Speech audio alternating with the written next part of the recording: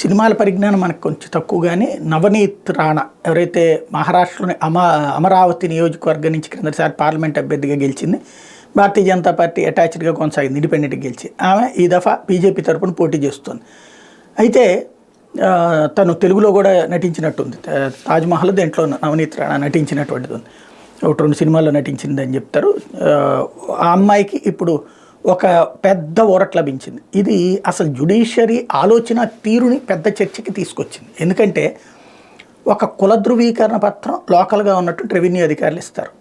అది కరెక్టో కాదో అనే డౌట్ ఉంటే పైన కలెక్టర్ డిసైడ్ చేయాలి, లేదంటే ఏ రెవెన్యూ శాఖ ప్రిన్సిపల్ సెక్రటరీనో దాని మీద ఎంక్వైరీ చేయడం వరకు కరెక్ట్, లేదా చీఫ్ సెక్రటరీ వరకు. ఎందుకంటే అది అధికార యంత్రాంగం చేసే పని, కార్యనిర్వాహక శాఖ చేసే పని. కానీ దాన్ని కొట్టివేస్తూ అది తప్పుడు కుల ధృవీకరణ పత్రం అంటూ ముంబై కోర్టు తీర్పిచ్చింది.